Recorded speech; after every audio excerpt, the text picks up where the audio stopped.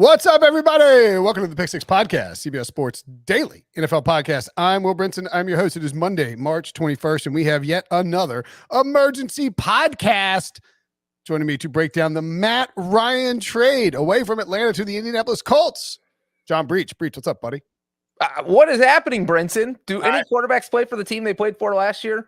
No. Remember 2 weeks ago when everybody left the combine? It was like, there's not going to be any quarterback movement. This is going to be boring this offseason. And now all hell has broken Remember loose. 2 weeks ago when every NFC quarterback left the NFC and left the AFC? What is going on? So Matt Ryan, the latest in a long line. It's pretty wild and we'll get into that, of course. But let's look at the compensation. Is a pretty not bad for the Indianapolis Colts. Just a third round pick they are giving up in order to get Matt Ryan. Just to set the background here, Deshaun Watson, who was traded to the Cleveland Browns, obviously, was the Falcons were in on Deshaun Watson, trying to trade for Deshaun Watson. They were working with Matt Ryan, as we've come to believe and to understand. They had worked with Matt Ryan to get a restructure deal done so they could clear up some cap space. But that restructure was put on hold when the team started pursuing Deshaun Watson. They talked to Matt Ryan and kept an open line of communication with Matt Ryan while pursuing Deshaun. And the idea and the belief was they would trade Matt Ryan to a friendly destination, whether it was Indianapolis, San Francisco, as I floated, or maybe even Seattle. I don't know if he wants to go there, but somewhere that's not a bad landing spot if they were to acquire Deshaun Watson.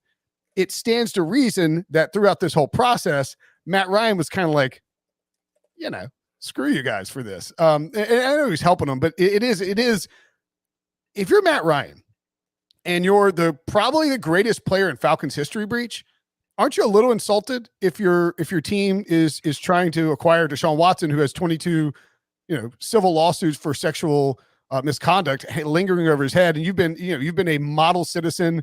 You've played well for the team. You had him within a few minutes of winning a Super Bowl, the 28-3 lead. You won the MVP there. And now you're sort of looking at the landscape and thinking, man, one, I'm insulted by the Falcons. Two, there's no chance I'm winning anything with Atlanta. I only have a couple of years left. And Indianapolis sure does look like a pretty nice landing spot for a guy like Matt Ryan. Yeah, I mean, not just has he been a model citizen for the Falcons, but you look at what happened when he arrived. He saved the franchise from what then was the biggest legal NFL controversy of all time with Michael Vick and him getting suspended for the dogfighting. And then the Falcons come out and say, we're taking Matt Ryan first round 2008. Matt Ryan saves the franchise, makes them successful for the past 14 seasons. And so I'm sure watching this legal entanglement happen where the Falcons are going after this quarterback with 22 civil lawsuits hanging over his head did not sit well with Ryan. And so, we did talk about it a little bit last week. It's not surprising that he wants out. I would never have gone back to Atlanta after they did that. And although we can say that this is, you see the difference between a veteran quarterback and kind of a young crybaby quarterback. Like Baker Mayfield's out here publicly tweeting things and saying, I want to trade and making demands. Matt Ryan's just sitting back and saying, I'm going to keep my mouth shut. I'm going to let the situation with Deshaun Watson play out because whatever I say can't impact it. So why say anything at all? And then once that has played itself out, then I'll let the Falcons know what's going to happen.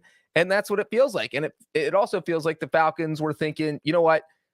He's been a good soldier. We're not going to screw him over. We're going to give Matt Ryan what he wants because he deserves it. Absolutely. And I think I don't think this is a little bit reminiscent of the Matthew Stafford trade.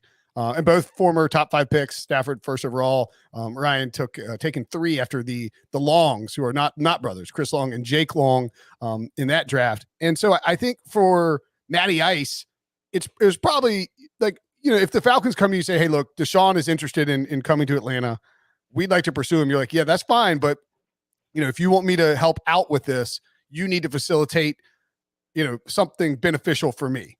And the Falcons whiffed on Deshaun and probably, at that, I wonder whether Matt Ryan wanted to be traded no matter what happened with Deshaun, or, it would, what I'm saying? Like, was this something born? Do you think Matt Ryan's bitter at the Falcons, or just like a little miffed and they had a deal in place where he could they were going to facilitate getting him somewhere good. I feel like his feelings were probably hurt when all this Deshaun Watson news broke, but as soon as he saw that the Colts were his landing spot, he's like, all right, it's only been, I've only been mad for 48 hours. I'm going to go ahead and let bygones be bygones because I actually have a chance to win a Super Bowl with this team. I mean, we're talking, the Falcons are in rebuild mode. The Falcons are not doing anything in 2022. No one expects them to do anything in 2022. Matt Ryan would just be sitting back there getting beat up on every play. And now you go to a team that has a legit shot. You're a Super Bowl contender in Indianapolis. So I think that he might have been unhappy for a day or two, but I think now he is very happy because he is with a Super Bowl contender. Yeah, I think the Colts at 25-1 now on Caesars to win the Super Bowl. I'll be curious to see if we've gotten any movement. By the way, this is a theme for the Indianapolis Colts. They have had a different week one starting quarterback every year since 2017. Scott Tolzien first started for the Colts in 2017 when Luck was injured. Andrew Luck came back and started week one in 2018 and then retired. They had to roll with Jacoby Brissett in 2019 because Luck walked away in training camp.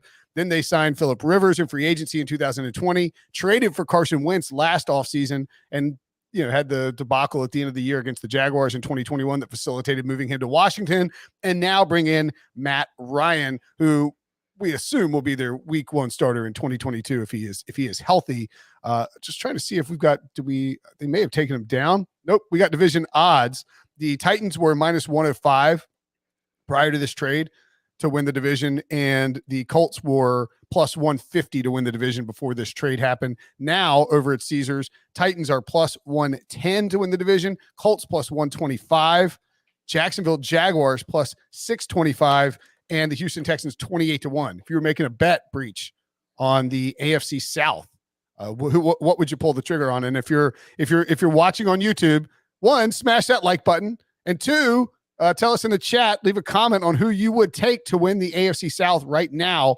Either your pick to win or maybe even the best value. If maybe you think the Texans are somehow going to stun the world at 28-1. You know what? I am Mr.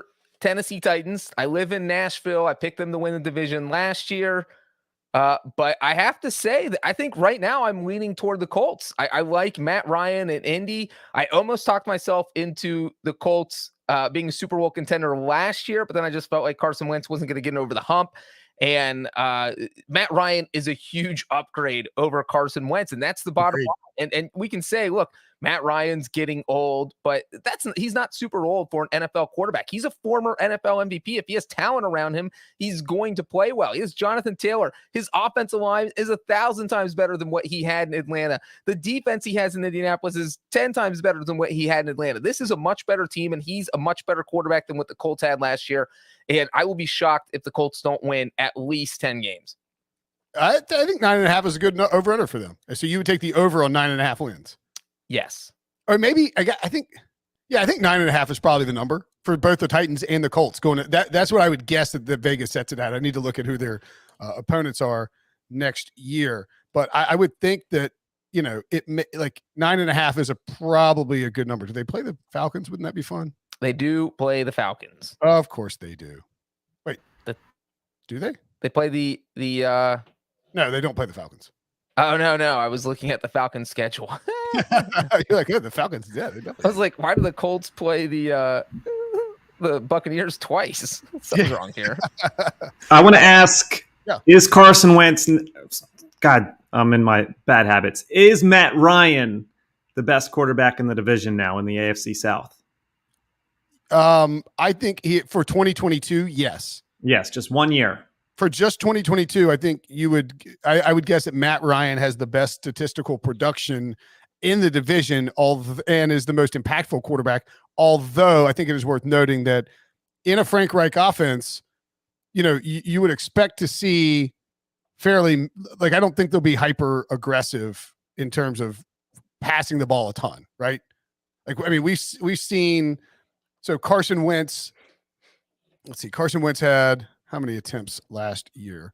And Matt Ryan, by the way, 2021 season, the worst he's had in a long time. Passing yards was his lowest since 2010. Passing touchdowns, 20. My goodness. lowest in 2008. Yards per attempt and air yards per attempt at 7.3 and 7.1 respectively, lowest since 2013.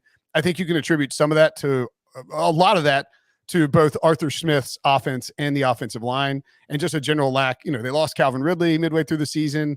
Kyle Pitts was really good, but solo, they traded Julio Jones in the offseason. It's just not an ideal spot, not an ideal situation for a guy like Matt Ryan, who's not mobile. And anyway, 516 passing attempts for Carson Wentz in 2021, and in 2020, Phillip Rivers 543 passing attempts.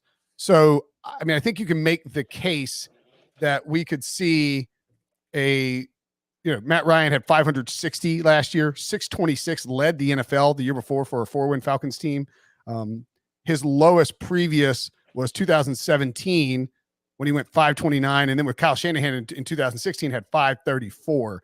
So, I think we could see something like a much more efficient version of Matt Ryan than we've seen the last couple of years. Well, and Brinson, I think that's a key, because you look at Kyle Shanahan. Kyle Shanahan loves to run the ball. We all think, hey, look, he wants to air it out, and we saw him air it out a little bit with Matt Ryan in 2016 with Matt Ryan won the MVP. But as you mentioned, that 2016 season was the second lowest passing total of the past decade. His rookie year, he was lower. His second year, and the Falcons weren't really relying as much on him. But since 2010, those were the two seasons with Kyle Shanahan where he wasn't throwing as much. He was still throwing the ball. And so now you have the Colts who have Jonathan Taylor as an option. Matt Ryan's not going to be asked to throw the ball 600 times in Indianapolis. And so you put him in that 500 number, and that's where he's had his most success. You look at every single season where the Falcons were winning 10, 11, 12, 13 games, and most of those seasons he was throwing passes somewhere in the 500 range. That was his pass attempts number.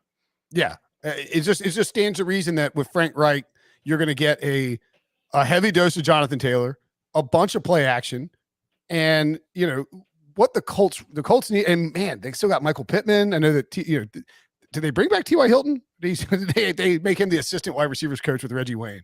As a Colts receiver joke that didn't land at all. Ashton Doolin, they like a lot too. They need to get another wide receiver, I would think, to kind of beef up that offense.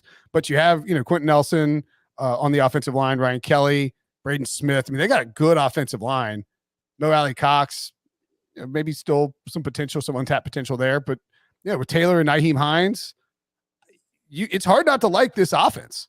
13-1 to win the AFC, by the way, tied with the Titans. The Titans and the Colts are so actually, if you like Indianapolis, now would be the time to bet Indy, I think, at plus 125, because it stands to reason that both, if the Colts and the Titans are even here at Caesars to win the Super Bowl and even to win the AFC, it stands to reason that they should probably be even to win the division as well, right? Yeah, absolutely. But, there are a couple things you were going through the Colts roster kind of, and I think their big gaping hole right now, especially when you are trading for a quarterback like Matt Ryan, who isn't exactly mobile. Your gaping hole on offense on your depth chart is at left tackle, because you have Eric Fisher leaving. You have no idea who your left tackle is going to be. Are you going to sign someone? Are you going to use one of your backups on the roster? Are you going to draft someone? Are you going to trust a rookie? And you don't have a first round pick. Obviously that one's good. It stings for them too, because that first round pick could have been a pretty good spot for them to draft. They do have the 42nd overall pick and the 73rd overall pick, which they got from Washington in the Carson Wentz trade. And then they sent a third round pick. Did they send the 73rd or the 82nd? I'm not sure. I haven't seen third round. That's all we know. Yeah. They might have been, the number might not be out there. But I was going to say, wouldn't it be hilarious if they go out and sign Terron Armstead? That's actually a really good idea. They have over the cap, has the Matt Ryan trade in the salary cap number. So right now the Colts have $15.8 million left in salary cap space. You easily sign. So they could definitely make room for Armstead. And that, then you become one of the favorites. We're talking about the favorite in the AFC South. You had Armstead. I feel like you become one of the top 3 favorites in the AFC. No, maybe. Yeah. The AFC is, I don't know about top 3 favorites. AFC is loaded, but if you add Armstead with that defense and everything you've got, on that side of the ball, and then you go and get a wide receiver, maybe with 42nd overall, Yeah, I mean, like you could see. It looks like they sent the 82nd in the trade to the. Wait, is that right? That they got the second round pick for? Wait, why was I thinking that one of the Wentz picks was like subject to his playing time? It was. Okay. He had 70%. No. That was but from the. So it looks like you're right. It was the 82nd overall. Yeah, 82nd overall traded to Atlanta for Matt Ryan. And that's a steal because, look, you know who's the most mad about this trade? The Cleveland Browns? Cleveland Browns. Yeah, really. I mean, because they probably wanted a first or maybe a second round pick for Baker Mayfield. And if you're the Colts, let's see, do we give a third round pick for an established former NFL MVP, or do we give a second round pick for somebody who's spent the past 2 weeks pouting on Twitter about how much he hates his team? Yeah, I think we're going to go with option A. Oh, that's right. Okay, I forgot. All right, so the Colts and the Commodores swapped second round picks. The Colts had 47th and swapped to 42 with Washington. And then next year's third round pick that Washington sent them is the conditional if Carson plays 70% of the snaps, Indianapolis gets a second round pick instead of a third round pick. So that seems likely that would happen. Otherwise, it's a real disaster for Washington. So, yeah, I mean, I think you got 42 and 73 overall. One of those picks maybe gets used on a wide receiver unless you feel like, you can, unless you feel like you can bring back T.Y. Hilton and T.Y. Hilton, Doolin and Pittman is enough to get you there. I'd like to see him add maybe one more. I mean, Drake London's not going to fall to him, but there could be a good wide receiver there at 42 for the Colts if they want to try and keep going all in. And maybe you call up Odell Beckham. I mean, there's definitely, we talked about with Jarvis Landry, the Packers losing all those receivers. We talked about some of the replacements maybe for Devontae Adams, and the Colts are in the same boat. Like there are some free agent receivers out there if you want to take a look and if you want to add another weapon for Matt Ryan. Yeah, the Beckham thing is still tricky though, just because it's like coming off an ACL. Yeah. Is AJ Green still out there too? AJ Green, Sammy Watkins. I don't hate that. Will Fuller. Sammy Watkins. Will Fuller's a nice downfield option. But I mean, look, Michael Pittman can be a true number one, I feel like. But you need to complement him with something else. AJ Green would be an interesting option. Maybe he's too old at this point. I don't know. Who's okay. Agent? Keaton Croxon in the chat points out Julio Jones released by the Titans. Ooh. If Julio will come for less money than for enough money where you can still facilitate potentially signing a left tackle like Armstead. I mean, if you had an Armstead and Julio, the hype around this Colts team would be outrageous. Like people would be geeked up to select this Colts team to win the division. Like I think add Julio and Armstead, and even if it's more like that's more about it's like splashy name value than actual potential production if Armstead and Julio can't stay healthy, I do think there would be a lot of hype around this Colts team. All right, let's take a quick break and we come back. What does this trade mean for the Falcons moving forward? If you're watching live on YouTube, smash that like button. Come on, people, hit the like button and tell us who you think the Falcons should draft at number 8 in the 2022 NFL draft. When Wilson and I did our mock draft show, like literally right, like the Matt Ryan trade happened while we were doing the mock draft show. He had Kyle Hamilton going 8th overall to the Falcons. This is before any quarterback had gone because he had the Seahawks taking Malik Willis, number 9 with the very next pick. Matt Corral fell to the Saints at 18. The Lions took Sam Howell at 32, and Kenny Pickett fell out of the first round. Breech, do you feel like the Falcons need to use the number 8 pick on a quarterback here? I think they see what's in the QB market over the next week, 2 weeks, because we've seen some speculation they might trade for or sign Marcus Mariota. I think that would be an interesting addition because Arthur Smith, very familiar with Mariota because Smith was in Tennessee during the time that Mariota was there. And so if they make that move, they would only make it because Smith is a fan of what Mariota can do. And if you do add him, I don't think you draft a quarterback this year because he's still young. And if he looks good running Arthur Smith's offense in 2022, then you say, all right, well, now we don't have to worry about quarterback. So I think if you add him, you say, let's give it a year. This isn't a great quarterback class.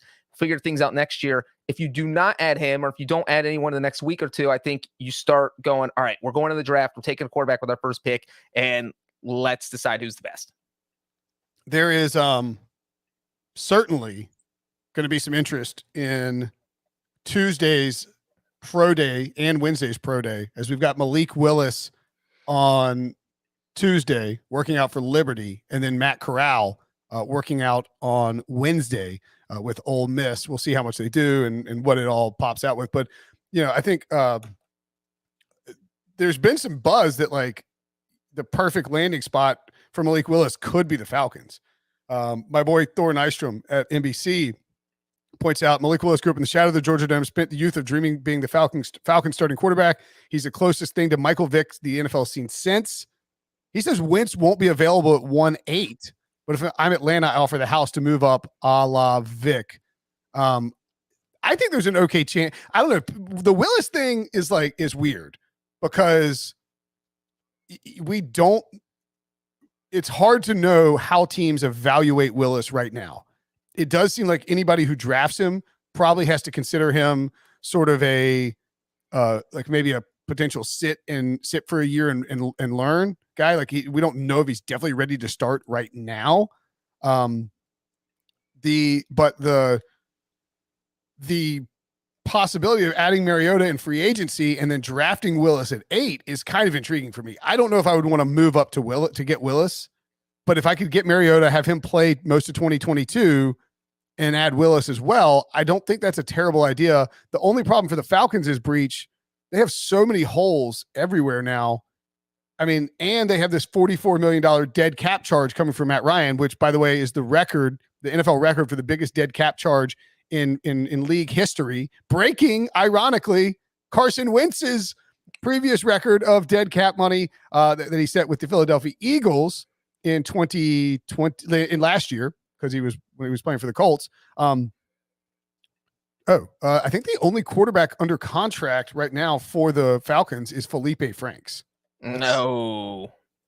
Yeah, because Josh Rosen, I was wrong on the mock draft pod. Josh Rosen and AJ McCarron are both free agents. So Felipe Franks, the only quarterback under contract. Marcus Mariota makes too much sense given his history with Arthur Smith. And then the Malik Willis thing is just kind of a fascinating subplot.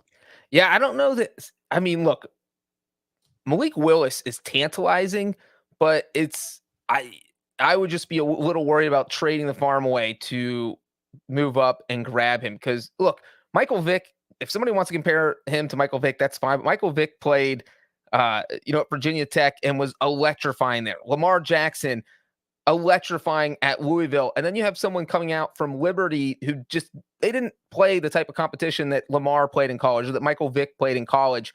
And so, how well is he going to adjust the NFL? He might end up being awesome. Like, there's no doubt about that. Sure. And offensive coordinators are a lot better about using talent like that, who mobile talent, who can just get yardage on the ground as easily as they can through the air. And so, but when you're playing teams like Louisiana Monroe and Middle Tennessee State and UMass, it's hard to tell. We can watch a film and say, oh man, he's outclassing these guys, but these guys are on a lower tier than what guys like Lamar Jackson or Michael Vick faced when they were in college. So yeah, and he came and played in Raleigh in 2020, as I told Wilson, and didn't blow anybody's mind with his performance. How's he going to perform against NFL guys if he struggles against some Power 5 defenses? Right. And that would be my hesitation with him. That doesn't mean I wouldn't take him. I just have to really think that one through if I'm the Falcons. And I'm not sure I would trade up for him. I don't think I would want to trade up for him, especially if it's like a future first, because, you're again, like this Falcons roster is, you got Jake Matthews at, you feel safe with him at left tackle, but he was drafted in 2014. Chris Lindstrom and Caleb McGarry. You have all these high investments on the offensive line, but they weren't very good. Kyle Pitts is definitely a blue chip guy. Cordell Patterson's a fun story, but he's an older veteran. Grady Jarrett was a 2015 pick. There's Lorenzo Carter, nice signing maybe in free agency. AJ Terrell has been great at cornerback. And I don't know. It's just like this roster is not built to win right now, not with that dead cap hit. So I just wonder what it doesn't feel like it's built to win right now, even though it's probably still maybe even the second best team. Well, probably the third best team in the division, right? Where would you rank them? I probably still take the Saints. Yeah, I think the Saints with all their pieces, assuming they get Jameis back, is better. I will take the Falcons over the Carolina Panthers, I think, even without Matt Ryan. And by the way, now my if you invested in the Falcons to win the division at all, that's you want to see a surprise? What's that? Oh, there we go. The Bucs now minus 270 to win the division. Hopefully, people, when Tom Brady announced he was coming back, people jumped all over the Bucs to win the division at plus like 150 or plus 110 or whatever it was. Saints plus 4.75. Panthers 9-1. Falcons 10-1. No interest in betting any of those things. Like the Bucs are the only bet, and they're just too expensive now. If you can somehow parlay them, fine. But I wouldn't want to bet on anything on that list. Tampa, if Tom Brady plays 17 games, is going to comfortably run to run away with this division. I mean, those odds are why Tom Brady came back. That's what it comes down to. Yeah, that's a great point. And by the way, like the Falcons could also just roll out Marcus Mariota this year and with Felipe Franks, sort of tank, knowing you got that huge dead cap number. Develop some guys. Hope you hit on and draft somebody at 8 that you hope can bolster your defense or improve your offense, whatever it is. I mean, it seems like a pass rusher or Kyle Hamilton would still make more sense. And then you maybe look to next year to draft a quarterback or try and just try and patch things up for a while until you can find somebody in the draft that you believe is a franchise quarterback. Yeah, that sounds like the move here. All right, let's what about winners and losers, because Debo requires that we do winners and losers in every single podcast now, which is like, whatever, it's fine. I love winners and losers. Do you want to go first on winners, or do you want me to? You can go first. Okay. I mean, I'm going to say Matt Ryan is an obvious winner. You could go Colts as the obvious winner too, if you want, like Chris Ballard. Don't steal my winners. I mean, Matt Ryan gets out of a nasty situation in Atlanta. He doesn't get to spend his entire time playing for the Falcons his entire career, which I'm sure stings. But I mean, how many, like Aaron Rodgers is tracking to be the only quarterback and like only elite quarterback in recent memory who's going to end up playing his entire career for the same team. Tom Brady, Peyton Manning, Drew Brees, I guess, actually. Oh no, Drew Brees plays for the Chargers. Phillip Rivers, Drew Brees, Peyton Manning, Tom Brady, all these guys end up going to other teams. I mean, Russell Wilson, right? And so Matt Ryan, I think, gets at the age of 36. Let me make sure he won't be 37 by the time he starts. Yeah, he'll turn 37 in May. Still has, I think, 2 to 3 good years left in him if he's on a team like the Colts that runs the football and that will look to create beneficial situations for him. It is a huge, huge upgrade for Matt Ryan to go from the Falcons to the Colts. Yeah, absolutely. I mean, we're saying he's going from a team that's a cellar dweller to now a Super Bowl contender. And so my winner is Frank Reich. This guy has had to deal with so much drama and turmoil at the quarterback position since he arrived. Remember, when he took the job in 2018, he thought, I have Andrew Luck. I have the quarterback of the future. I am going to win multiple Super Bowls, and I am going to crush it. Boom. Andrew Luck is there for one season and then retires. Reich gets stuck with Jacoby Brissett. So, Brinson, you read that quarterback list, and part of that is that Reich has been there for 4 seasons. He's had 4 different starting quarterbacks. Obviously, Phillip Rivers in 2020, who then retires. You get 1 season of Rivers. And this really, when you're Reich, you brought in the guy you wanted last year with Carson Wentz, the guy you had faith in. That blew up in your face, and now you're kind of eating crow there. But then your general manager called and says, hey, what if we can get Matt Ryan? And if you're Frank Reich, you're thinking, oh, my God, we can upgrade from Carson Wentz. No one's even going to remember that happened if we can get to the playoffs or to the Super Bowl. And here he is. He's got his 4th quarterback. And besides Andrew Luck, who retired, I think this is going to be – he's got his 5th quarterback in 5 years. I think this is going to be his best shot at getting to a Super Bowl. I would say that I think Phillip Rivers maybe probably comparable. I think Rivers and Ryan I bet they would end up having comparable seasons. Like I think and Matt Ryan could have a better season than Rivers. I think the reason Rivers made more sense, even in a COVID year, was that he was familiar with Frank Reich's system. And so that's the one thing that Matt Ryan will have to figure out is the new system. But it shouldn't be that big of a deal. In a quote unquote normal off season, I think I would rank Rivers and Ryan 1A, 1B in terms of the last 3 years, and then Carson Wentz a clear third. But yeah, if this works out and you go to the playoffs, and good luck going to the playoffs in the AFC because it's really stacked.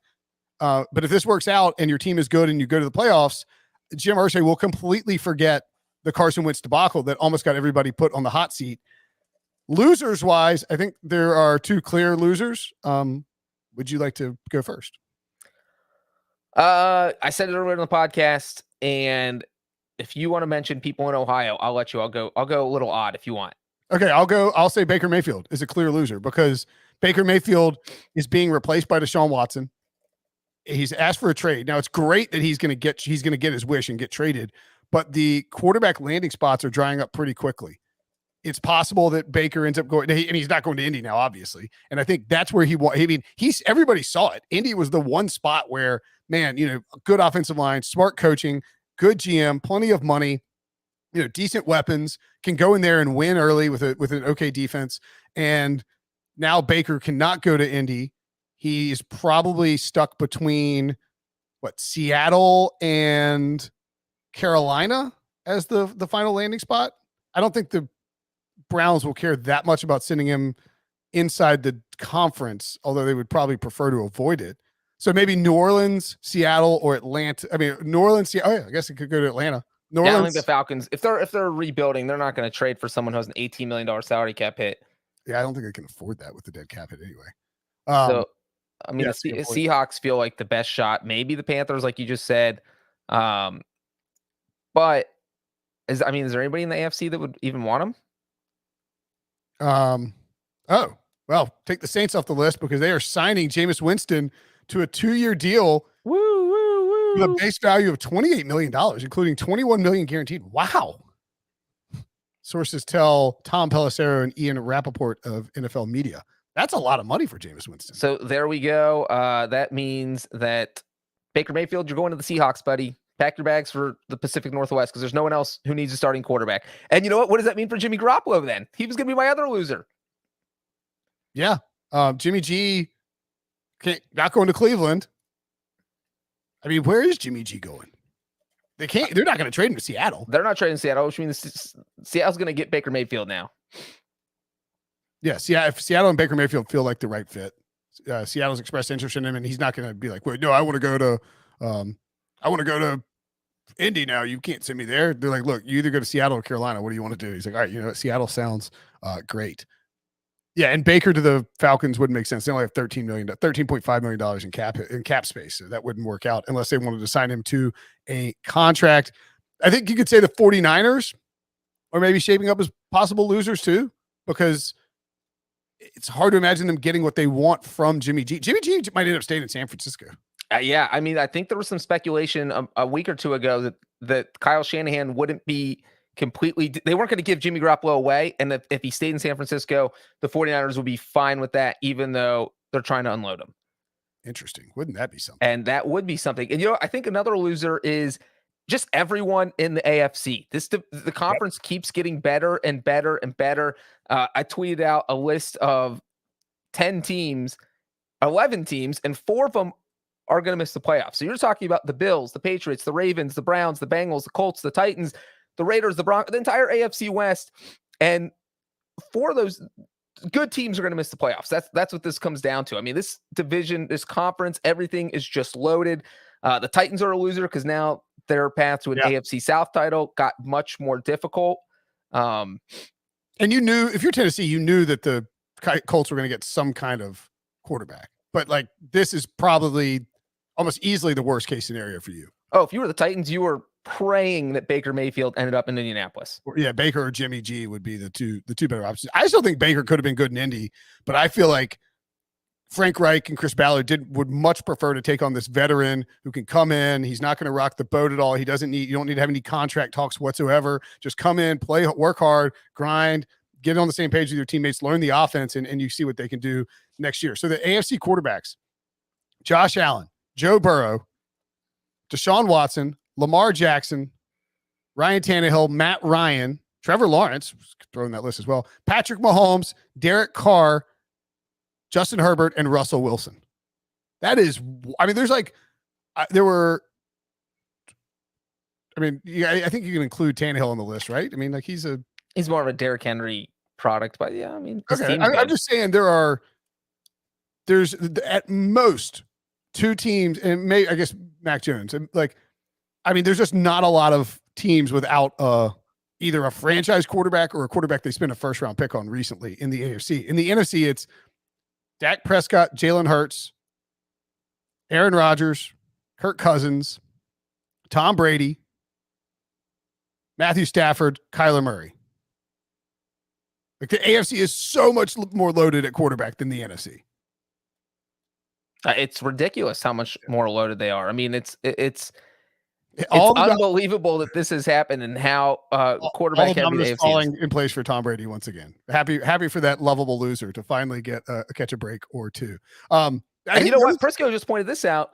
Matt Ryan instantly becomes the best QB in the AFC South right now, right? Yeah, for sure. I mean, that's crazy. Yeah, it's wild. I would say that you could also mention that another loser is the Falcons, because you go all in on chasing Deshaun Watson, and then you get burned by the Cleveland Browns of all teams, who you thought were out of the mix. Like the Falcons had to think they were the front runner to get Deshaun Watson, and then you feel okay about trading Matt Ryan. You're rebooting everything, and now it's like you missed on Deshaun Watson, and you still had to sort of honor your agreement or whatever it was with Matt Ryan to send him to a contender. And so now you're sort of just not that you. I think they were okay moving on from Matt Ryan anyway, because of the way that the contract set up and just sort of where they were. They needed to do it at some point, but you're much more competitive with Matt Ryan than you are with Marcus Mariota and Felipe Franks, right? Oh yeah. Absolutely. But so, it's just kind of, you know what, we're chopping this down. Let's start the rebuild. We're not going to win. We're not a Super Bowl contender with Matt Ryan in Atlanta. Well, Terry Fontenot had said earlier in the offseason that he wanted to have his cake and eat it too, and that they were going to try and rebuild and, reload or whatever it was going to be. And now it's like you are full-blown rebuilding at this point. Yeah, you're not getting your cake, man. Yeah, no cake. Somebody stole your cake and ate it. No, you get cake, you just don't get to eat it. But you got to stare at the cake. And it's a flavor you don't like, so you don't even want to eat it. No, it's a flavor you love, so you desperately want to eat it, and you're not allowed to eat it. There's no cake, Brinson. Manny A asked in the chat on YouTube. By the way, if you're in the chat or you're watching on YouTube, smash the like button for us, and make sure and hit alert so you know when we go live, like for this one. Would Panthers get Jimmy G for the right price? Yeah, I think the problem is they can't trade their first round pick because it's 6th overall. They don't have a second round pick because of the Darnold trade, right? And so the Panthers have all the leverage. Like any team trying to get Jimmy, if the 49ers are really trying to unload him, the Panthers are really the only option. I think if the Panthers offered a 2023 second round pick, the 49ers would jump all over that. I mean, how do you think Jimmy? Well, the whole Jimmy thing, like, so you're the Saints, right? And you just cleared all this cap space, and you had some draft compensation lined up to land Deshaun Watson. That blows up in your face. You could turn around and try and trade for Jimmy Garoppolo, but instead they decided that Jameis Winston was a better option than Jimmy. So think about that. Yeah. I mean, so that doesn't say a lot about Jimmy Garoppolo. Well, it's also like Jameis at a cost versus Jimmy for a draft pick. Like, I don't think the 49ers are trading Jimmy for less than a second round pick.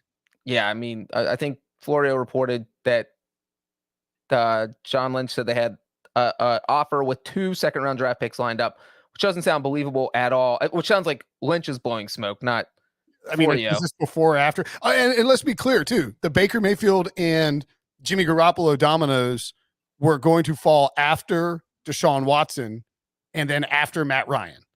Like in the pecking order of teams and how they want them, Matt Ryan in teams of how the quarterbacks and how the teams want them.